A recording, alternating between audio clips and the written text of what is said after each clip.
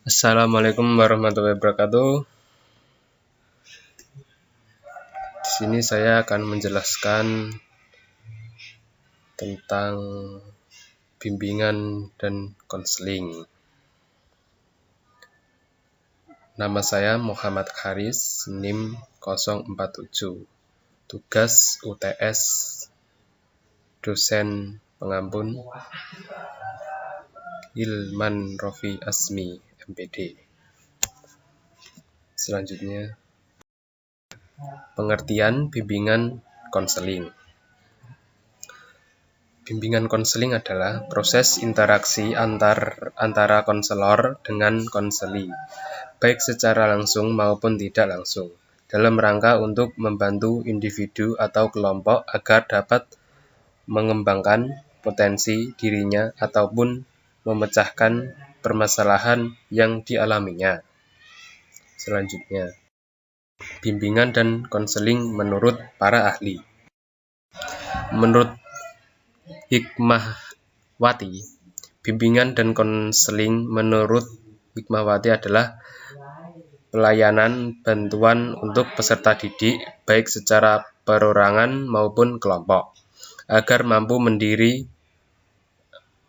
dan berkembang secara optimal dalam bidang pengembangan kehidupan pribadi, kehidupan sosial, kemampuan belajar, dan perencanaan karir.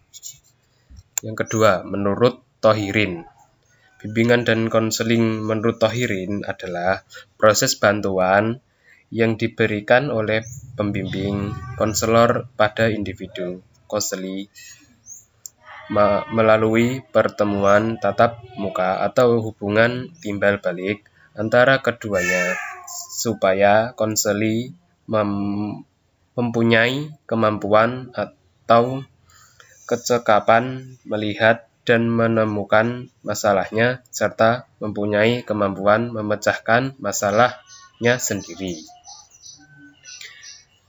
Di sini saya mengambil 2 ahli saja. Selanjutnya, tujuan bimbingan dan konseling.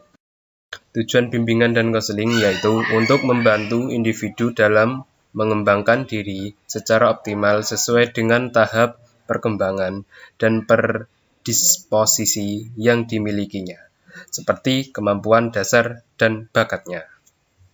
Selanjutnya, prinsip bimbingan dan konseling.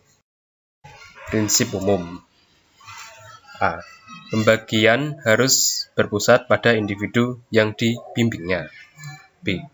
Bimbingan diberikan kepada memberikan bantuan agar individu yang dibimbing mampu mengarahkan dirinya dan menghadapi kesulitan-kesulitan dalam hidupnya. C. Pemberian bantuan disesuaikan dengan kebutuhan individu yang dibimbing. D. Bimbingan berkenan dengan sikap dan tingkah laku individu. E. Pelaksanaan bimbingan dan konseling dimulai dengan mengidentifikasi kebutuhan yang dirasakan individu yang dibimbing. Asas bimbingan konseling. 1. Asas kerahasiaan. Asas ini menuntut rahasiaan terhadap data dan keterangan tentang peserta didik, klien yang menjadi sasaran layanan. 2. Asas keterbukaan. Bimbingan dan konseling yang efisien hanya berlangsung dalam kondisi keterbukaan, baik klien ataupun konselor harus memiliki sifat terbuka.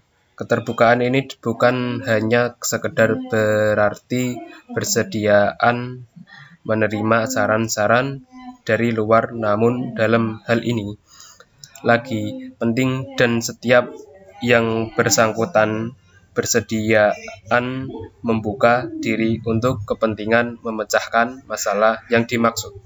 3. Asas kesukarelaan.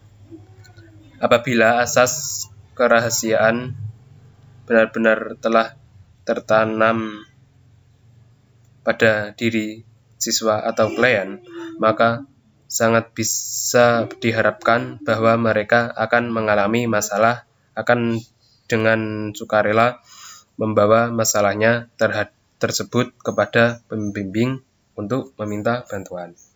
Selanjutnya, fungsi bimbingan konseling. Ada 5.